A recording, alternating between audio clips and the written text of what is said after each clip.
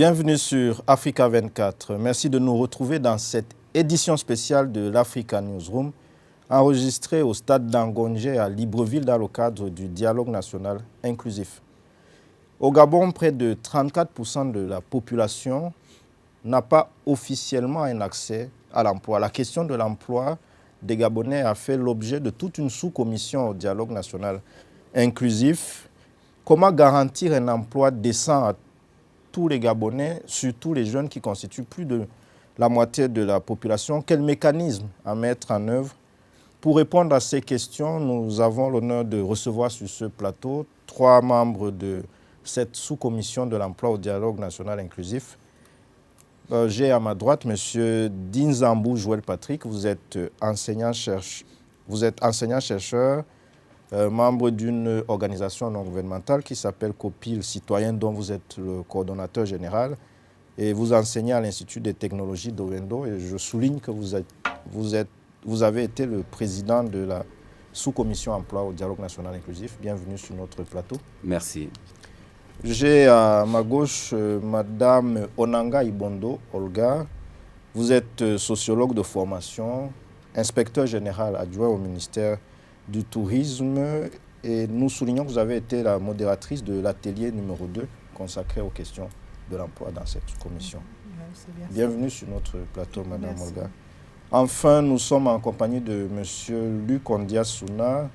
Vous êtes député de la transition depuis septembre 2023, entrepreneur, fondateur d'un établissement d'enseignement supérieur qui s'appelle Digital Business School. Vous êtes passionné par des questions d'emploi, de formation des jeunes et du numérique, si c'est exact. Bienvenue sur le plateau d'Africa 24. Merci beaucoup. J'embraye avec vous. Monsieur Ondia-Souna, on dit qu'au Gabon, il y a 34% de la population qui est en situation de chômage. Est-ce que ce chômage touche de façon indifférente les hommes comme les femmes, les jeunes comme les vieux? Est-ce qu'il y a des spécificités? Oui, le chômage touche toutes les catégories de personnes, les hommes comme les femmes. Maintenant, quand on dit 34% des Gabonais qui sont au chômage, plus de la moitié de ces personnes, ce sont les jeunes. Donc aujourd'hui, la patate chaude, si je peux dire ça ainsi, le gros dossier, c'est la jeunesse. La jeunesse, nous avons ce vieux dicton chez nous qui dit que la jeunesse est sacrée. Les jeunes, c'est l'avenir, c'est les futurs leaders, c'est les futurs décideurs, c'est les futurs ingénieurs. Et donc la question, elle est majeure aujourd'hui. Donc que ce soit les hommes comme les femmes, les jeunes filles comme les jeunes garçons, tout le monde est concerné par cette question du chômage. Donc c'est une question épineuse, importante, grave, et c'est pour cela qu'on a penché dessus. Monsieur Dinzambou, pourquoi ces chiffres sont si alarmants si je me fie à ce que M. Ondia-Souna vient de dire? Pourquoi la question? Merci pour la question. Il est peut-être important de rappeler effectivement que je suis le président de la sous-commission emploi. Et lorsqu'on parle d'emploi, on parle du pouvoir d'achat. Donc nous avons, nous ici, le devoir de trouver des solutions pour résorber effectivement cette problématique liée au pouvoir d'achat des citoyens gabonais. Donc à l'intérieur de cette commission que je dirige, effectivement, je suis également ici accompagné effectivement de M. Ondias qui a été le rapporteur et Mme Imondo. Donc, le chômage au Gabon touche, comme on le disait, 34% de la population. Les assises d'Angongé nous permettent à nous, au dialogue, de réfléchir autour de tous les éléments qui pourront concourir à trouver ces solutions-là afin que nos jeunes puissent avoir du travail au sortir des écoles, par exemple, ou de faire de l'auto-emploi pour qu'ils aient au moins ces moyens pour se prendre en charge. Dans de nombreux États africains, Madame Onanga Olda, les jeunes qui sont formés, qui ont notamment suivi un parcours à l'enseignement supérieur, veulent très souvent opter pour des emplois à la fonction publique, pour des raisons diverses, mais très souvent c'est sur des garanties qu'ils peuvent avoir. Est-ce que le Gabon, ici, à la fonction publique gabonaise, peut absorber le lot des jeunes qui sont formés? Merci pour votre question. Bon, déjà, la fonction publique ne peut pas employer tout le monde. La preuve est qu'en ce moment, il y a 180 000 dossiers à la fonction publique, de toutes les disciplines confondues. Et c'est pour ça que ce dossier, mon collègue l'a dit, est très brûlant, très épineux. Nous sommes obligés de trouver les voies et moyens pour envoyer en fonction de la discipline, dans l'auto-emploi, dans l'entrepreneuriat, trouver des solutions pour qu'ils intègrent le privé, les sociétés privées. Et une partie sera prévue pour la fonction publique, parce que la fonction publique ne peut pas prendre tout ce monde. Monsieur Ondiassouna, est-ce que les 180 000 conseils qui cherchent l'emploi dans la fonction publique, il y a aussi après des diplômés, de nouveaux diplômés qui vont arriver. Est-ce que le secteur privé peut, quant à lui, absorber? Est-ce que la taille du marché gabonais, la taille des entreprises actuelles peut permettre d'absorber ceux qui ne peuvent pas être à la fonction publique? Alors déjà, quand on parle d'emploi et de création d'emploi, ce n'est pas le rôle de l'État d'embaucher les gens. La fonction publique a une mission, c'est rendre un service public vis-à-vis des citoyens. On a eu un gros problème dans notre pays, c'est qu'on a utilisé la fonction publique comme une réponse au chômage. Et aujourd'hui, on a une fonction publique qui est surchargée, qui ne peut plus du tout accueillir des personnes même qui méritent de rentrer à la fonction publique, des gens qui sortent des écoles telles que l'École nationale de l'administration, l'ENA, etc. Des gens qui ne peuvent plus rentrer à la fonction publique alors qu'ils ont vocation à travailler à la fonction publique parce que tout simplement c'est saturé. Il faut désengorger complètement la fonction publique. Maintenant, toutes ces personnes qui cherchent du travail, la première mission, le premier challenge qu'on a, c'est de faire comprendre à tout le monde que tout le monde n'ira pas à la fonction publique. Et bien entendu, il faut orienter tout ce monde-là vers le privé. Malheureusement, aujourd'hui, le secteur privé, lui aussi, ne peut pas absorber justement toute cette demande-là. Pour pouvoir répondre, pour pouvoir régler le problème, il faut créer de l'activité, il faut que l'économie tourne, il faut créer des entreprises. La question de l'auto-emploi, aujourd'hui, est une question centrale. Quand on parle d'auto-emploi, on parle de création d'entreprise, on parle d'entrepreneuriat. L'entrepreneuriat, l'auto-emploi, pas juste se contenter d'activités génératrices de revenus, mais créer de véritables entreprises qui peuvent demain créer de l'emploi et embaucher. Comme on le voit dans d'autres pays, ce sont les PME, PMI qui font tourner l'économie et qui embauchent. Et nous, aujourd'hui, malheureusement, pendant toutes ces années, on est aujourd'hui une population qui prend conscience des opportunités de l'entrepreneuriat parce que nous sommes dans le besoin. Mais, et ça a été l'un des points justement de nos travaux, c'est que l'entrepreneuriat, on n'y va pas parce qu'on cherche du travail. Donc on a aujourd'hui cette piste de solution, c'est-à-dire d'orienter ces demandeurs d'emploi et cette jeunesse-là vers l'auto-emploi afin de créer demain des personnes à la tête d'entreprises et qui pourront elles aussi après embaucher d'autres personnes. Mais on a aussi les entrepreneurs qui eux aussi ont besoin de se développer. Donc il y a toutes les questions d'accompagnement, de soutien, de financement, etc. pour que demain ces structures aujourd'hui, pour beaucoup qui sont encore très petites, puissent croître et ensuite embaucher derrière. Donc il faut régler le problème à la fois sur le volet auto-emploi, mais concernant le secteur privé, c'est les entreprises qui existent, beaucoup n'embauchent plus parce que tout simplement elles ne peuvent pas. On a eu récemment dans notre pays la question de la dette intérieure qui en grande partie a été résolue. Donc il faut permettre aux entreprises existantes de pouvoir aussi absorber cette demande d'emploi-là. Donc c'est le rôle de l'État justement de créer le cadre, de créer le cadre qu'il faut pour que les entreprises puissent prospérer et facilement après absorber cette demande-là. Merci pour ce commentaire sur le cadre. Monsieur Dizambou, Il dit que l'État doit pouvoir créer le cadre. Il a évoqué la question de la dette intérieure. Il faut que l'État puisse déjà honorer les engagements envers les entreprises existantes pour qu'elles ne mettent pas la clé sous le boisseau. Quels peuvent être les autres leviers sur lesquels l'État peut agir pour favoriser l'émergence des PME, PMI, comme il dit, et peut-être aussi d'autres questions d'auto-emploi, d'impulser aussi l'auto-emploi. À mon sens, je pense qu'il ne faudrait pas qu'on soit loin de la formation. Il ne faudrait pas qu'on soit loin de la formation. Lorsque je parle de ça, c'est qu'il y a des statistiques que nous n'avons pas, bon, du moins que tout le monde n'a pas. C'est qu'au Gabon, par exemple, nous avons 92% des personnes qui font l'enseignement général. Et l'enseignement général, c'est là-bas où effectivement les gens n'ont pas de métier et c'est difficile. Et il n'y a que 8% des établissements techniques. Moi, comme vous l'avez présenté, je suis enseignant-chercheur à l'Institut de technologie d'Ovendo. J'ai pour habitude de dire à mes étudiants que nous ne vous formons pas ici pour aller à la fonction publique. Nous vous formons ici pour que vous puissiez vous-même essayer de créer. Ils ont le métier, donc ils ne vont pas tout de suite aller ouvrir des entreprises, mais il faut déjà qu'ils rentrent dans des entreprises ou des sociétés pour lesquelles ils ont été formés. Ça, c'est un élément important. Par contre, on rencontre bien des étudiants, à la fin de leurs études, ils vont toujours demander à rentrer à la fonction publique, ils vont toujours faire des concours pour aller à la police, alors qu'à ITO, par exemple, à l'Institut de technologie, on ne forme pas des personnes pour rentrer dans la police.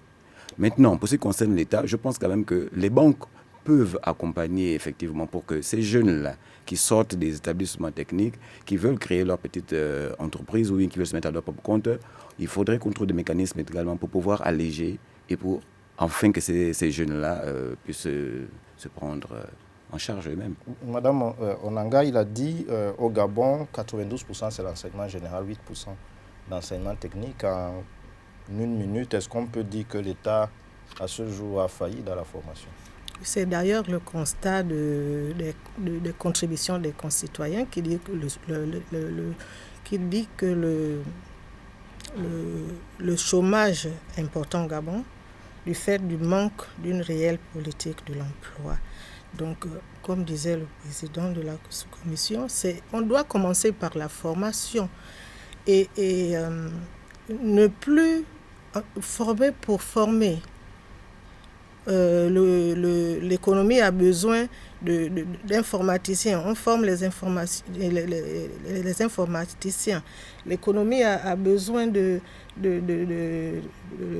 ingénieurs en tel domaine. On forme. Mais si déjà on n'a que des généralistes, ils sont obligés de vouloir venir à la fonction publique. Et surtout qu'on a eu cette culture-là que c'est la fonction publique qui doit prendre tous les enfants, les étudiants, les élèves qui sortent de l'école. C'est pour ça que dans notre sous-commission, on essaye de vouloir impulser cette possibilité d'être auto-employé. Voilà. Et vous avez évoqué la question de la formation, c'est voilà. revenu dans vos propos, vous trois. On va y revenir tout à l'heure, on marque une courte pause et on vous retrouve dans un instant pour la suite de l'Africa Newsroom sur Africa 24.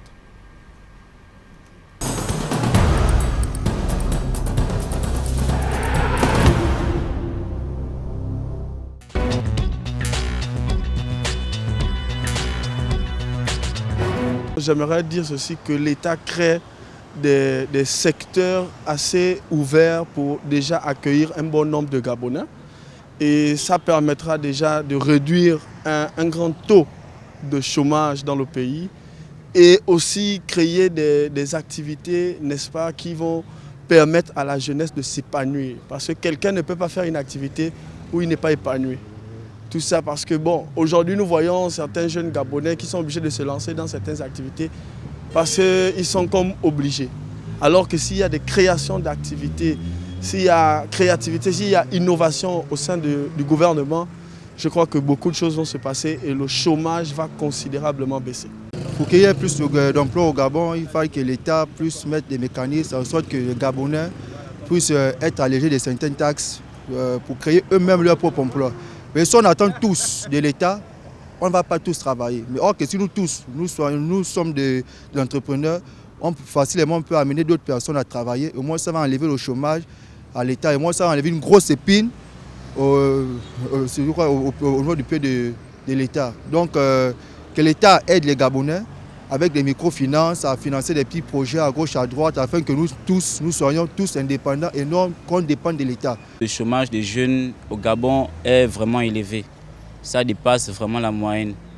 Et la solution pour que le taux de chômage diminue au Gabon, il faudrait que l'État crée davantage d'emplois pour employer les jeunes diplômés ou non.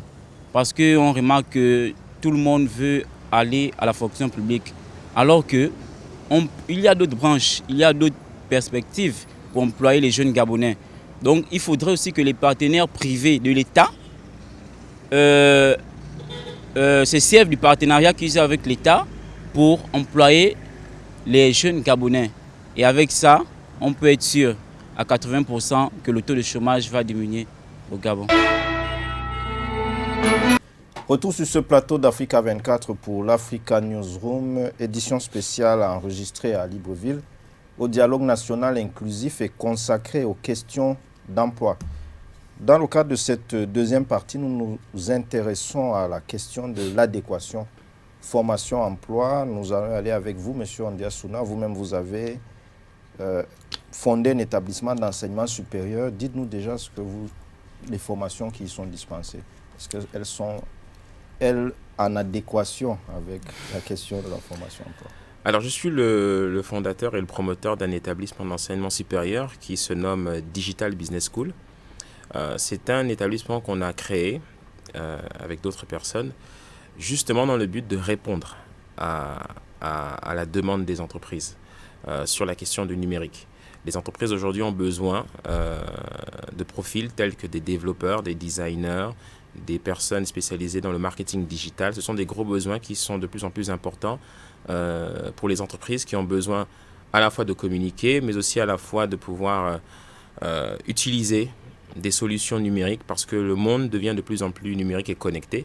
Et c'est pour cela qu'on a créé cet établissement. Maintenant, en ce qui concerne la question de l'adéquation formation-emploi, il faut savoir que c'est l'une des premières raisons évoquées par les différents contributeurs, les Gabonais. Quand nous regardons toutes les contributions qui ont été faites par milliers par nos concitoyens, la question de la formation-emploi est au centre de tout ce qu'ils ont proposé. Aujourd'hui, une des causes, parce que dans nos travaux, on a, avant de proposer des solutions, avant d'examiner des pistes de solutions, on a pris le temps d'examiner les causes du chômage dans notre pays. Et la question de la formation, elle est centrale. Aujourd'hui, les entreprises ont des besoins. Et malheureusement, dans beaucoup de domaines, nous formons des jeunes qui ne répondent pas à la demande des entreprises. Donc on a besoin aussi de revoir notre système de formation, que ce soit dans le système général comme dans le système technique et professionnel. Vous vous êtes orienté vers le numérique. Les activités du numérique. Monsieur Ndizambouche, vous enseignez à l'Institut des technologies d'Ovendo. Oui. Dites-nous déjà ce que les formations qui sont dispensées, est-ce des formations courtes, est-ce des formations longues? Très bien, merci. À l'Institut de technologie d'Ovendo, cet établissement forme jusqu'au BTS, malheureusement. Je veux dire malheureusement parce que tout simplement dans un pays comme le nôtre, il était important que l'Institut de technologie forme au moins jusqu'en licence professionnelle. Malheureusement, c'est juste en BTS. Et, il y a le plan tertiaire et le plan secondaire. Quand je parle du secteur secondaire, je parle de l'industrie. Donc nous avons pratiquement tous les métiers. Donc, pour ce qui concerne le secteur industriel, il y a ceux qui font dans le BTP, ceux qui font dans les métiers du bois, dans la mécanique, en tout cas, tous les métiers y sont. Le problème qu'il y a, c'est qu'il y a une grande barrière entre la formation et les entreprises. Et là, on peut parler de formation duale, parce que duale, c'est l'école et l'entreprise. Donc en 2013, nous avons implémenté ce mode de formation que nous avons, on va dire quoi, pris du côté de la Suisse et l'Allemagne et l'Autriche. Donc nous nous sommes rendus compte que les pays qui ont ce système ont un taux de chômage assez réduit. Alors ça se passe comment? L'enfant, on ne le rente pas comme nous le rentons ici en Afrique ou bien chez nous, dans différentes familles. Dans différentes familles ici, on envoie l'enfant à l'école et puis le plus important pour lui, c'est d'apprendre et puis on ne sait pas trop ce qui se passe. Alors que chez les autres, l'enfant choisit un métier. Et lorsqu'il choisit un métier, par exemple, s'il veut faire dans les métiers du bois, on a des entreprises dans la filière bois qui signent un contrat d'apprentissage avec ce jeune et l'entreprise signe un contrat, une convention avec le lycée. Donc le lycée ne forme que pour les matières théoriques, liées au métier bien sûr. Et l'entreprise forme pour tout ce qui est pratique. Donc on a la chance, lorsqu'on a ce système de formation, c'est que l'État ne passe plus son temps à payer la matière d'œuvre. Pourquoi? Parce que l'entreprise ne peut pas travailler sans matière d'œuvre. Donc il y aura toujours la matière d'œuvre. Au lycée, il y a la table banc, mais sauf que dans les lycées techniques, par exemple, le problème, c'était que pour avoir de l'argent pour la matière d'œuvre, c'était très, très compliqué. On avait la formation théorique, mais on n'avait pas la formation pratique. Théorique, liée au métier, bien sûr. Et l'entreprise forme pour tout ce qui est pratique. Donc, on a la chance, lorsqu'on a ce système de formation, c'est que l'État ne passe plus son temps à payer la matière d'œuvre. Pourquoi? Parce que l'entreprise ne peut pas travailler sans matière d'œuvre. Donc, il y aura toujours la matière d'œuvre. Au lycée, il y a la table banc, mais sauf que dans les lycées techniques, par exemple, le problème, c'était que pour avoir de l'argent pour la matière d'œuvre, c'était très, très compliqué. On avait la formation théorique, mais on n'avait pas la formation pratique. Le pourcentage devrait être quoi, par exemple, en matière de formation, d'enseignement technique et d'enseignement général? Actuellement, on a 92%, 8%. Quel serait le pourcentage idéal selon vous? On va l'inverser. 92% d'enseignement technique. On va l'inverser. 8%. On a beaucoup à faire au Gabon. Il y a trop de métiers pour qu'on ait ce taux de chômage endémique là. Il faut qu'on renverse la... D'accord. Monsieur Ondiassouna, qu'est-ce qu'on fait avec les... Du coup, on ferait quoi avec les établissements d'enseignement général existants? On les réforme? Il y a des besoins partout. Vous avez des besoins dans le secteur agricole, vous avez des besoins dans le domaine scientifique. Le numérique, on l'a évoqué tout à l'heure, c'est un domaine clé, les nouvelles technologies. Aujourd'hui, on parle d'intelligence artificielle. Il faut que le Gabon opère sa transformation, son virage numérique, à l'instar d'autres pays d'Afrique qui s'y sont mis. Il y a des besoins dans le secteur de la mer, de la pêche, etc. Aujourd'hui, dans beaucoup de secteurs, la main-d'œuvre, elle est essentielle. Il y a beaucoup de main-d'œuvre étrangère. Aujourd'hui, il y a beaucoup d'entreprises qui n'arrivent pas, c'est pas qu'elles ne veulent pas recruter des Gabonais, mais elles n'arrivent pas à recruter des Gabonais parce qu'il y a une absence de qualification dans certains domaines. Donc on doit justement s'arrimer à certains types de formations. Donc il faut que la formation que l'on donne à nos jeunes puisse permettre de produire sur le marché une main-d'œuvre qualifiée. Ça ne sert à rien de former juste pour former. Il faut qu'on mette sur le marché des main-d'œuvre qualifiées pour que on donne une réponse aux entreprises. Donc la formation technique est une réponse. La formation académique, le système général, il a aussi ses vertus, parce que tout n'est pas mauvais dans le système général. Mais aujourd'hui, le besoin, il est urgent. Les jeunes, une grosse partie de la jeunesse, ce sont des jeunes qui n'ont pas de qualification, qui ont du mal par exemple, sur les 180 000 dossiers qui ont été envoyés à la fonction publique, beaucoup, ils n'ont même pas le niveau CEP. Oui, donc c'est grave en fait. Donc il faut que ces jeunes, on les oriente vers un métier. Donc que ce soit le bois, l'agriculture, le numérique, la science, la physique et autres. Il faut justement... donc comme elle disait à l'instant, on peut inverser la tendance. On peut justement mettre davantage d'accent. Ça a été l'une des pistes de solutions sur lesquelles on s'est penché lors de nos travaux, de mettre davantage d'efforts sur les formations scientifiques, techniques, technologiques, agricoles et autres. Voilà. Est-ce qu'il y a, dans vos recommandations, est-ce que vous fixez un délai pour cela? Oui, il y a quand même, nous avons, en 2000, on va dire quoi, nous sommes en 2024, l'urgence c'est qu'effectivement, pendant la transition ou avant la fin de la transition, 2025, il faut quand même que nous ayons au moins certains établissements qui où je vous parle même, par exemple, nous avons un établissement du côté de l'Ebamba qui fait dans l'agriculture, un établissement agricole, je crois. Voilà. Le problème qui est là-bas, c'est qu'il manque d'enseignants. Donc nous avons ouvert des établissements, mais sans penser à la formation. Et ça, c'est un problème. Voilà. Mais je voulais revenir effectivement aussi par rapport à la courbe. Moi, je proposerais 80-20, parce qu'on a plus besoin de techniciens que d'enseignement général. Dans beaucoup d'établissements, ils ne forment, prenons un cas simple, DRH, directeur des ressources humaines. Dans tous les établissements d'enseignement supérieur, ils forment en DRH. Mais dans une entreprise, on a besoin de combien de DRH? Un seul. Prenons la menuiserie. Quand on fait une maison, on a besoin quelquefois de 4, 5, 6 maçons. Et c'est pareil partout. Donc, si nous continuons effectivement, et puis on va peut-être dire, excusez-moi, je vais revenir, pourquoi les établissements ouvrent en enseignement général et en DRH et tout? Là-bas, tout simplement parce qu'il y a déjà les documents et ils n'ont même pas besoin de matière d'œuvre. Tous les enfants s'asseyent dans une salle de classe et on avance. Mais ils oublient que c'est pour causer des chômages encore après. Ils font du commerce avec leur malheur. Parce que tout simplement, quand vous formez quelqu'un qui n'aime pas le travail, mais c'est l'insécurité que vous êtes en train de créer. Vous avez parlé dans un de vos propos, vous avez indiqué qu'il faudrait aussi, pour le cas de la formation duale, que des entreprises puissent coopérer. Est-ce qu'il faut aussi agir au niveau de la sensibilisation au niveau des entreprises? Mais on parle aussi des questions de taux d'accès à l'emploi, de taux d'éducation, d'accès à l'éducation.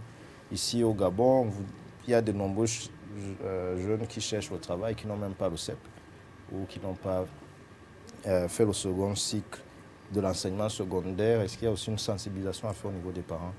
Oui, normalement, c'est la base. Parce que même avant de sanctionner, on doit sensibiliser. Parfois, il y a des parents aussi ne sont peut-être pas informés de ce que leurs enfants peuvent faire. Et penser à tous les niveaux. Dans notre sous-commission, on a d'ailleurs pensé à promouvoir les services à domicile. Vous voyez, il y a beaucoup de jeunes filles qui sont sorties du système scolaire, qui sont là à ne rien faire. On peut les former dans les travaux de maison pour les aides des femmes. Vous voyez, il y a beaucoup à faire. Et ça, il faut sensibiliser. Pas seulement les parents qui doivent sensibiliser, mais aussi à l'école. Parce que c'est la suite de la famille, l'école, le système scolaire. Nous allons revenir sur ce point que vous venez d'aborder, sur les taux des questions de déperdition scolaire et des possibilités qui peuvent être offertes aux personnes de se reconvertir, notamment les jeunes filles. Nous aborderons ce point dans la troisième partie de l'Africa Newsroom. Nous marquons une pause et nous revenons juste dans un instant pour la troisième et dernière partie de cette Africa Newsroom consacrée aux questions d'emploi au Gabon.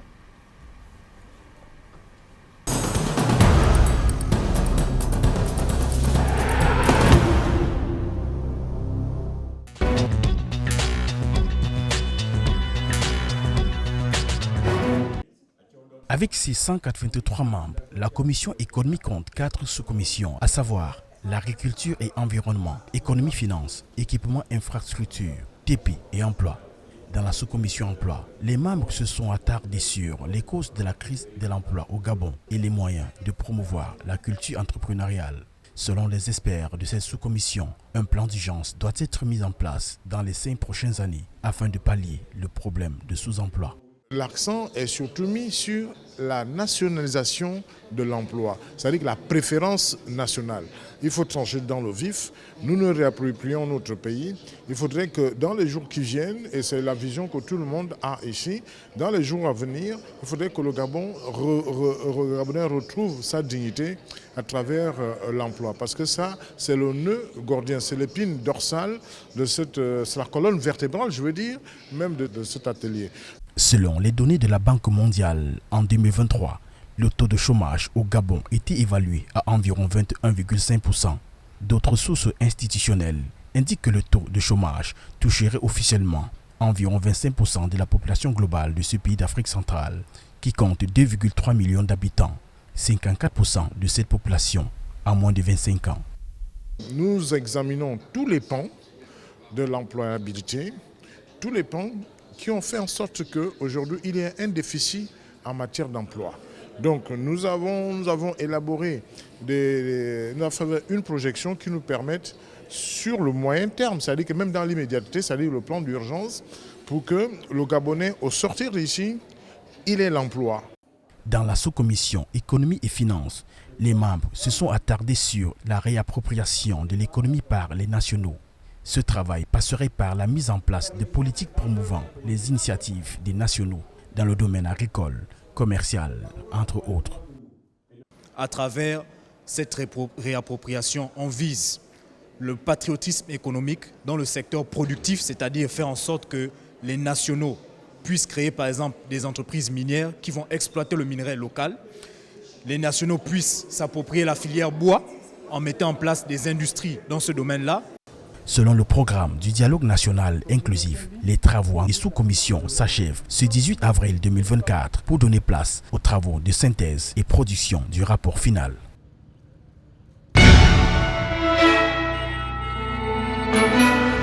Africa Newsroom, troisième partie de cette émission spéciale consacrée aux défis d'accès à l'emploi au Gabon. Nous sommes en direct de Libreville, au dialogue national inclusif. Madame Onanga Olga, vous évoquiez tout à l'heure la question des personnes en situation de décrochage scolaire, du soutien qui peut leur être apporté, notamment des jeunes filles. Quelle est la nature de ce soutien qui peut être apporté à ces jeunes filles, oui, à ces types de personnes? Ok. C'est une grande population, elle est majoritaire, les filles. Le sexe féminin domine. Quand on parle de pourcentage, je ne vais pas les citer ici, mais on sait que la jeune féminine est plus élevée, le nombre, quoi. Voilà. Donc il faut valoriser ces filles-là qui sortent du système scolaire. Elles peuvent tomber enceintes et ne plus pouvoir continuer leurs études à un niveau bas de l'échelle scolaire. Il ne faut pas les laisser tomber, il faut valoriser les services à domicile, comme je le disais tantôt, et en valorisant et en les sensibilisant, parce qu'il n'y a pas de sous-métier. Chacun doit avoir l'argent à la sueur de son front et ne pas attendre toujours l'aide d'un homme pour les femmes ou d'un parent, parce que chacun a ses charges. Donc c'est pour cette raison que à notre sous-commission, nous nous sommes penchés pour essayer de régler ce problème d'emploi. Vous parliez de quel métier, par exemple, auquel les jeunes filles peuvent être formées? Bon, elles peuvent être nounous, le terme qu'on emploie. Elles peuvent faire le ménage, on les appelle les techniciennes de surface. Essayer de donner des noms qui les relèvent aussi, parce qu'après, parfois, il y a certaines qui ont honte de faire le ménage, alors que c'est une façon d'être autonome, d'être indépendante dans sa vie. Il y a plusieurs secteurs. Hein. Il y a l'agriculture, apprendre à planter, donc créer des écoles dans toutes les provinces. D'ailleurs, c'est une des solutions du côté qu'on a proposé, créer des écoles agricoles, savoir planter. On a aussi un chauffeur de taxi. Il ne faudrait pas seulement que ce soit les hommes qui fassent taxi, les femmes aussi peuvent le faire. Beaucoup de secteurs peuvent rentrer dans ce choix pour que les filles soient employées, soient prises en charge, voilà. Ou par elles-mêmes ou dans une société. Mme Gassouna, elle parle de plusieurs secteurs qui peuvent être explorés. Vous pensez à d'autres secteurs, par exemple? Alors, quand on parle de décrochage scolaire, déscolarisation, il faut savoir que la grande majorité des jeunes qui décrochent du système général. Tous les enfants, tous les jeunes, tout le monde n'est pas fait pour le système général. Il y en a qui s'en sortiront beaucoup mieux dans les formations professionnelles. Justement, on a évoqué tout à l'heure l'ignorance de beaucoup de parents des services, enfin des formations que proposent les établissements techniques et technologiques et autres. Et l'une des pistes des solutions qu'on a examinées dans nos travaux, c'était la valorisation de certains métiers. Hein. On parle par exemple des femmes de ménage, on appelle ça aussi techniciennes de surface, mais aujourd'hui, il y a des établissements qui ouvrent et qui utilisent plus le terme de gouvernante, par exemple. Oui, donc c'est des profils, il y a beaucoup de profils, beaucoup de métiers vers lesquels beaucoup de nos concitoyens ne se dirigent pas, dans lesquels on retrouve beaucoup d'étrangers. Et ce sont des métiers soi-disant qui sont dévalorisants, mais pas du tout. Ce sont des métiers dans lesquels on gagne de l'argent, dans lesquels on peut avoir un emploi décent et travailler. Beaucoup de jeunes filles, de jeunes garçons qui ont décroché très tôt et qui peut-être n'ont pas de qualification dans les secteurs les plus demandés, eh bien, peuvent s'en sortir justement dans des profils qu'on peut valoriser. Dans nos travaux, on a exploré beaucoup de métiers, soi-disant que certains appellent sous-métiers, et on a proposé de les valoriser, d'accompagner la formation dans ces secteurs-là pour pouvoir orienter justement notre jeunesse vers ces métiers-là. Parce qu'il y a beaucoup de demandes. On parle de chauffeurs de taxi. Aujourd'hui, vous avez des sociétés privées, de chauffeurs privés qui sont en train de croître. Et on rencontre beaucoup d'hommes, mais il y a de plus en plus de jeunes filles aussi qui se tournent vers ces métiers-là, et être chauffeur, conducteur d'un taxi ou être chauffeur privé, on gagne beaucoup d'argent dans le secteur du transport. Voilà, donc on a travaillé sur la possibilité, parce qu'il n'y a pas que vers les grandes entreprises du secteur privé qu'il faut envoyer nos jeunes, et encore moins vers la fonction publique.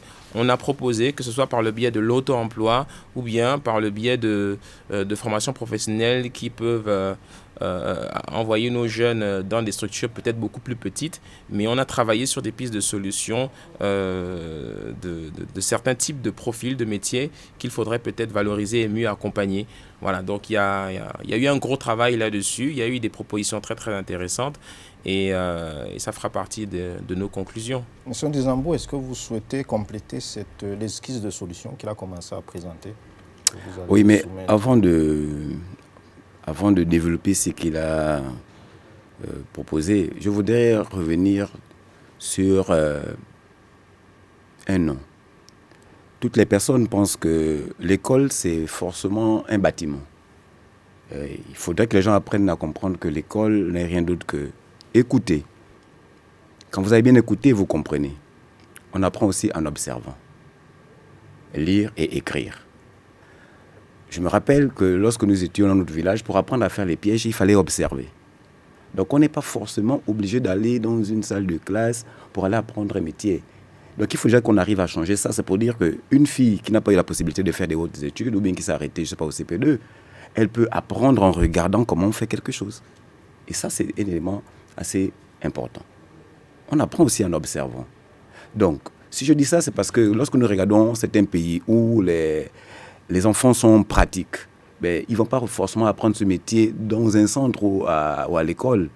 Ils sont auprès d'une personne, hein, ils font du tutorat à côté, ils voient comment ça se passe, et après, ils le font. C'est comme quelqu'un peut devenir cordonnier. Pour être un cordonnier, il faut voir comment ça se passe.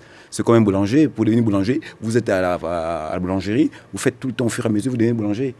Et le numérique, Internet en particulier, facilite aussi. Exactement, vous voyez bien que quelqu'un qui a un ordinateur ou bien un portable, il peut rapidement. Donc le digital, nous avons développé également certains pans de solutions dans ce sens-là.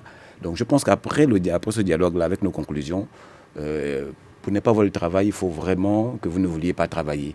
Et ça, c'est quelquefois dû aux parents. Quand des parents veulent garder leurs enfants 40 ans chez eux, 30 ans, ben, et c'est normal que l'enfant, s'il a le courant, il a l'eau, il mange cadeau, pourquoi voulez-vous qu'il aille chercher du travail?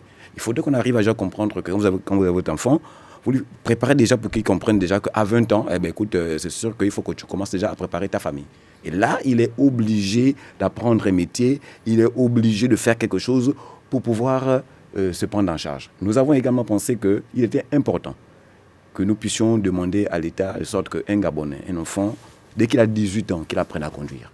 Parce que pour conduire un taxi, il faut bien qu'il ait un permis. Mais s'il n'a pas de permis, si on n'a pas la culture d'apprendre à conduire, on ne peut pas conduire un taxi. Donc voilà des éléments comme ça, des pistes de solutions que nous sommes en train de développer pour que, sortir de ce dialogue, il y ait moins de soucis dans l'emploi.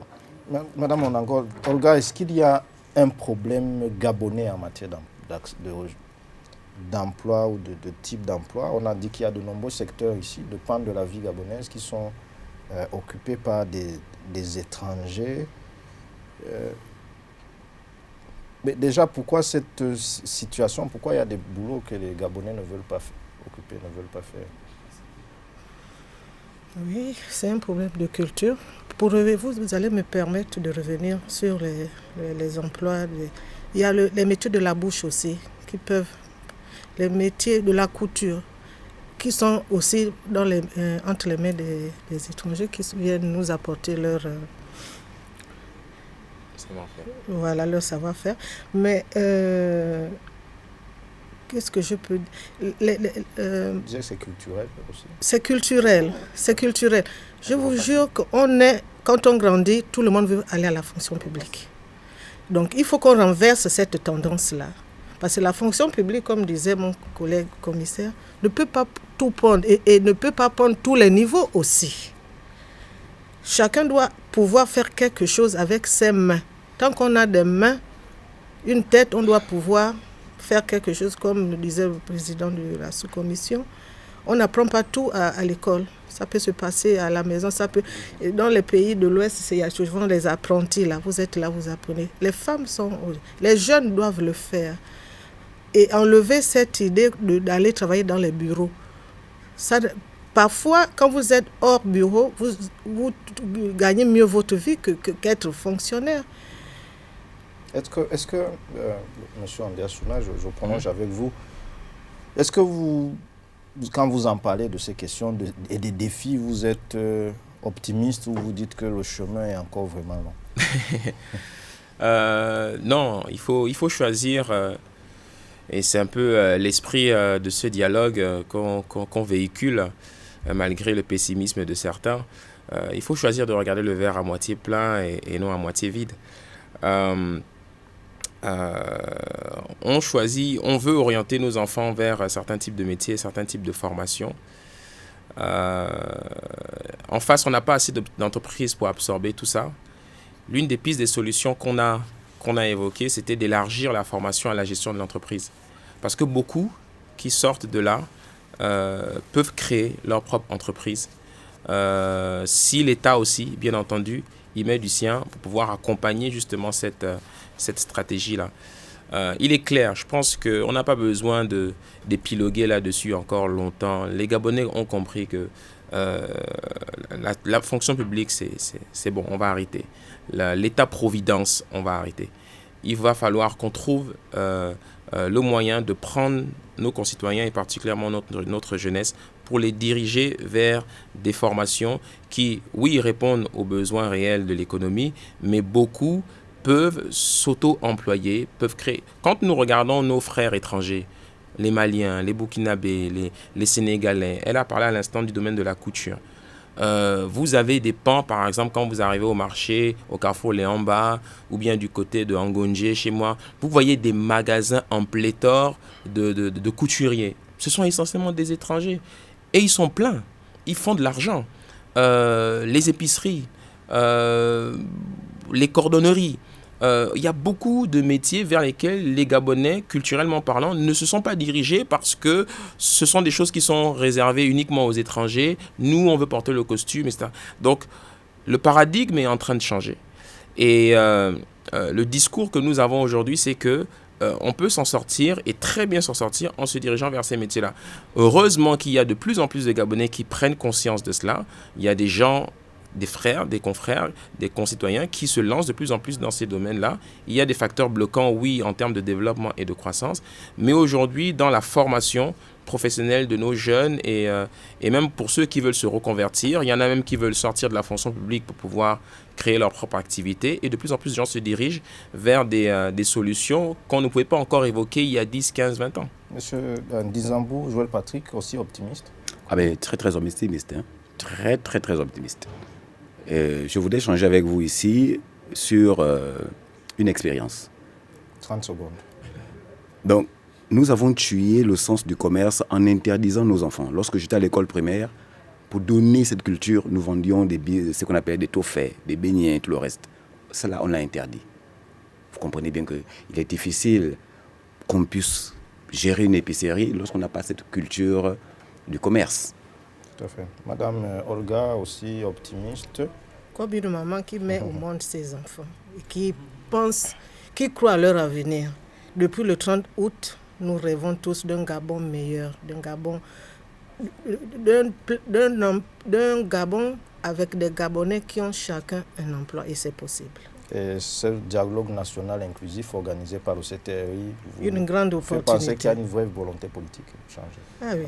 Il y a une vraie volonté politique. Quand nous voyons comment le dialogue se déroule, l'organisation, quand on voit les différents profils qui débattent dans les commissions, il y a de tout. Il y a des membres de la fonction publique, il y a des experts, il y a des entrepreneurs, des employeurs, et c'est sans tabou. Et rien que dans notre commission, quand on voit les propositions qui ont été faites, la hauteur des débats, on ne peut qu'être qu'optimiste. Et je pense que les conclusions seront au rendez-vous. C'est sur cet optimisme qu'on va mettre fin à cette édition de l'Africa Newsroom. Nous vous remercions, chacun et chacune d'avoir répondu présent. Merci de nous avoir suivis. Nous rappelons que nous avons enregistré cette édition de l'Africa Newsroom à Libreville dans le cadre du dialogue national inclusif, édition organisée sur les questions d'accès, les défis d'accès à l'emploi au Gabon, en compagnie de Mme Onanga Ibondo Olga, sociologue, inspecteur général adjoint au ministère du Tourisme. Et vous avez été la modératrice de l'atelier numéro 2 consacré aux questions d'emploi ici au dialogue national inclusif. Nous étions également en compagnie de M. Luc Ondia Souna. Vous êtes député de la transition, entrepreneur, fondateur de la Digital Business School, un établissement d'enseignement supérieur. Et vous êtes passionné par des questions d'emploi, de formation des jeunes et de numérique. Et vous étiez rapporteur de la sous-commission emploi. Enfin, nous étions en compagnie de M. Dizambou Joël Patrick, enseignant-chercheur. Vous êtes enseignant à l'Institut des technologies d'Ovendo, membre d'une ONG qui s'appelle Copil Citoyen. Et vous étiez le président de la sous-commission emploi. Merci à tous les trois d'être venus. Merci, c'est nous qui vous remercions. Merci aussi à vous de nous avoir suivis pour cette édition spéciale de l'Africa Newsroom. À très bientôt pour une nouvelle édition de débat sur Africa 24 et africa24tv.com.